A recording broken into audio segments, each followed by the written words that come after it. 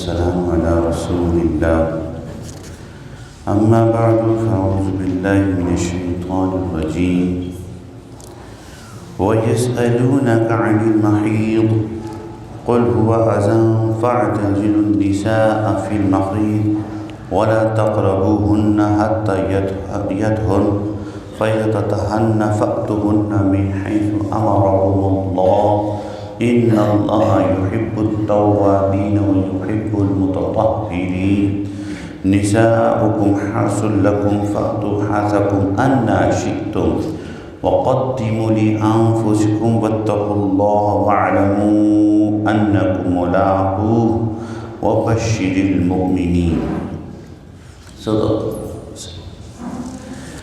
مکرم دوستوں، پیارے بھائیوں، سورہ البقرہ کی آیت کریمہ 222 اور 223 کی تلاوت و سماعت رہی۔ اس میں بھی ایک سوال کا جواب ہے اور حقوق النساء اور حکم شریعت ایک خاص باب میں بیان کیا جا رہا ہے۔ سوال کیا ہوا ہے؟ یسألونک عن المحیض، وہ آپ سے عورتوں کے متعلق جو ایام مخصوصہ ہیں اس سے بارے میں سوال کرتے ہیں۔ تو کیا فرمایا؟ قل هو اذى فاعتزلوا النساء في المحیض، اے حبیب آپ فرما دیجئے کہ وہ تکلیف کے ناپاکی کے دن ہیں تو ان دنوں میں ذرا ان سے دور رہو اور ان کے قریب نہ جاؤ جب تک کہ وہ خوب اچھی طرح صاف ستھری نہ ہو جائیں۔ پھر جب وہ پاک صاف ہو جائیں تو ان کے پاس وہاں سے جاؤ جہاں سے اللہ نے تمہیں حکم دیا ہے، بے شک اللہ بہت توبہ قبول کرنے والا، اللہ تعالیٰ توبہ کرنے والوں کو پسند کرتا ہے اور خوب صاف ستھرا رہنے والوں کو بھی پسند فرماتا ہے۔ دین اسلام جو ہے وہ بڑا معتدل دین ہے، اس کے اندر افراط و تفریط، ایک طرف بس چلتے گئے دوسری چھوڑ دی یا دوسری طرف چلتے گئے پہلی چھوڑ دی، ایسا نہیں ہے، بلکہ اس کے اندر توازن ہے، بیلنس ہے۔ یہودیوں کا مسئلہ یہ تھا کہ وہ ان ایام میں جو عورتوں کے ایام مخصوصہ ہیں ان میں ان کے ساتھ اتنا غیر تعلق ختم کر لیتے تھے کہ دیکھنا، چلنا پھرنا، بیٹھنا اٹھنا، حتیٰ کہ ایک مکان میں رہنا بھی وہ ناپسند کرتے تھے، مکمل طور پہ تعلق ختم۔ جبکہ عیسائی حضرات کا یہ تھا کہ وہ ایام کے اندر کوئی کام چھوڑتے ہی نہیں تھے، سب کچھ، بلکہ اس کے اندر زیادتی اور اضافہ رکھتے تھے۔ یہ سوال نبی کریم علیہ السلام کی بارگاہ میں رکھا گیا کہ ان دنوں میں عورتوں کے حقوق کیا ہیں، ہمارے لیے حکم کیا ہے؟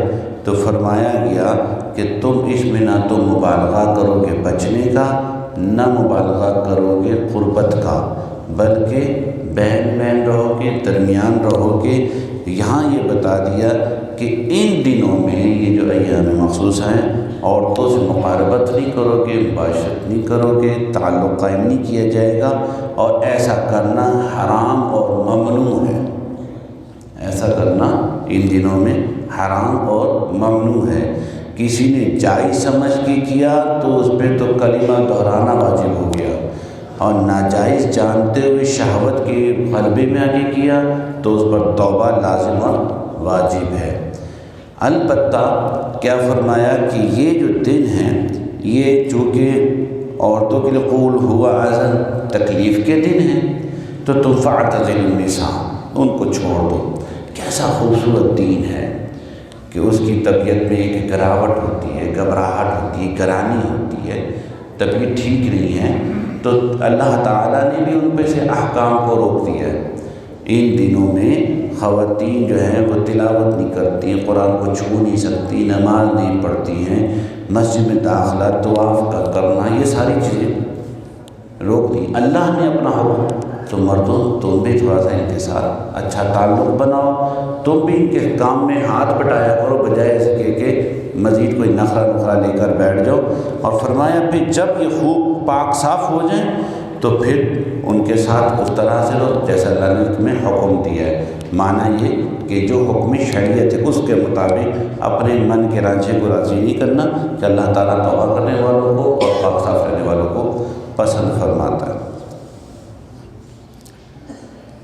اور ان دنوں میں جہاں عورتوں کے ساتھ یہ مسائل ہیں، مردوں کو بھی کہا گیا ہے کہ جہاں وہ ان کے ساتھ مقاربت کریں گے، اور ایک اور مسئلہ جس کو ڈیورس کہتے ہیں، طلاق، ان دنوں میں وہ دینا بھی سخت گناہ ہے، اگرچہ نافذ ہو جائے گی۔ یہ یاد رکھنے کی چیزیں ہیں، ساری سیکھنے کی باتیں، تفصیلات تو یقیناً بہت ساری ہیں، میں تو حاشیہ کی طرح کی گفتگو کر رہا ہوں مختصر سی، وہ تو پھر احکام اس کے بہت تفصیلی احکام ہیں، اس کے لیے آپ بہار شریف کھولیے، اس کی دوسرا جو حصہ پہلی جلد کے اندر چیپٹر نمبر 2 جو ہے اس کو پڑھیں یا پھر علماء سے رابطہ کیجیے۔ آگے فرمائیں نساؤکم حرث لکم، تمہاری بیویاں تمہاری کھیتیاں ہیں، فأتوا حرثکم انا شئتم، تم اپنی کھیتیوں میں جہاں سے دل کرے داخل ہو جاؤ۔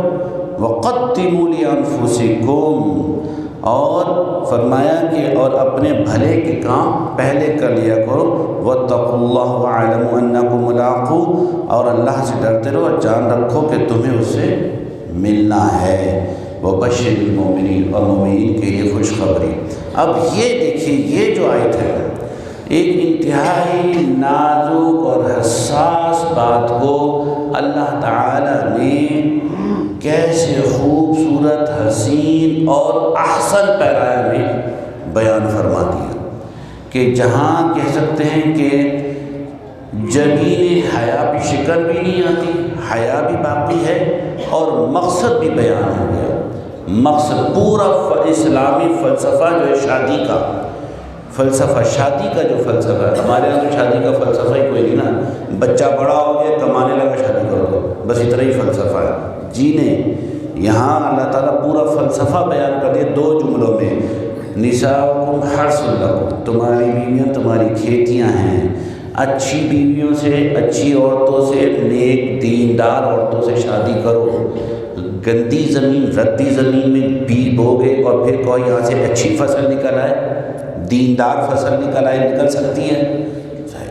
تو پریارٹی جو ہے، وہ ترجیحات جو ہے وہ دین اور اسلام ہونا چاہیے، ٹھیک ہے جی۔ اور پھر میں عرض کر رہا ہوں کہ کس خوبصورت انداز میں بیان کرتے پورا اسلامی فلسفہ شادی کا، کہ وہ تمہارا کھیتیاں ہیں۔ اب آپ خود غور کریں کہ کسان کا کھیتی کے ساتھ کیا پیار ہے، اس کی پوری خوشحالی، بلکہ اس کی بقا، اس کا مستقبل سارا اس کھیت پر ہے، اور اس کھیت کی پھر وہ کیا کرتا ہے، حفاظت کرتا ہے، نگہداشت کرتا ہے، اس کی خدمت کرتا ہے، پاؤں کی جوتی نہیں بناتا، فصل اگاتی ہے تو اگا، نہیں تو دفاع، بات سمجھ رہے ہیں نا، اس کو کھیت کہا ہے، کھیت کہ وہ ہم نے کھیت کا معنی بعض اوقات یہ آیت ہم نے لوگوں کو کوٹ کرتے ہوئے سنا، لیکن منفی معنی منفی۔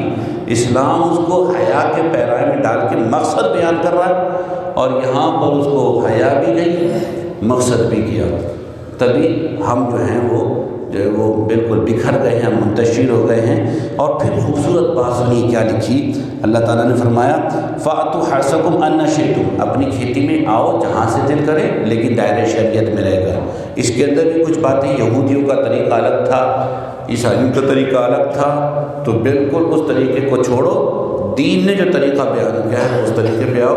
ہمارے نوجوانوں کو تو چاہیے، میں عرض کر دیتا ہوں، جن کی شادیاں ابھی نہیں ہوئی ہیں یا شادیاں ابھی تازہ ہوئی ہیں یا کوئی بھی، یہ بات کچھ تھوڑی سی ان کو کھول لیں۔ ہم شرماتے ایسے ہی نکل جاتے ہیں اور بوڑھے ہو جاتے ہیں، نہ خود سیکھا نہ اگلی نسل کو سکھایا، اور بے ڈھنگے انداز سے ہمارے مستقبل کا پتہ ہی نہیں چلتا۔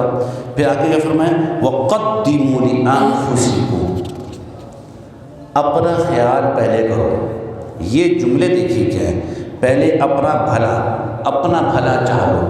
مطلب یہ ہے کہ اب یہ آیات ہم یہ دوسرا پارہ چل رہا ہے، 20 دفعہ پڑھا ہے ہم لوگوں نے، لیکن کبھی غور نہیں کرتے۔ وَقَدِّمُوا لِأَنفُسِكُمْ، اپنا بھلا پہلے چاہ لو۔ مطلب یہ کہ صرف بیوی سے شادی، عورت سے شادی کر کے بیوی بنا لی، اس کا تعلق فقط ایک جنسی خواہش کو پورا کرنا نہیں ہے، بلکہ اس میں تم اپنا بھلائی کا کام پہلے کرو۔ نبی کریم علیہ السلام نے کہا کہ تم ذکر و اذکار بھی کرو، نیک اولاد کی تمنا بھی کرو، اچھی نسل کی توقع بھی رکھو۔ بلکہ بخاری شریف آپ اٹھائیے، اس میں کتاب الوضو کے اندر ایک دعا لکھی ہے، کتنوں کو یاد ہے وہ دعا؟ کہ جب تم اپنی بیوی کے پاس جاؤ تو تم اس کے پاس جا کر دعا کرو، بسم اللہ اللہم جنبنا الشیطان وجنب الشیطان ما رزقتنا۔ اے اللہ تعالیٰ ہم دونوں کو بھی شیطان سے بچا، اور ہم دونوں کے ملاپ سے جو ہمیں تو نے تحفہ دینا ہے اولاد، اس کو بھی شیطان کی شر سے بچا۔ یہ دیکھو نا، حضور پاک علیہ السلام ساری باتیں سکھا دی۔ یہ دعا کس کو یاد ہے؟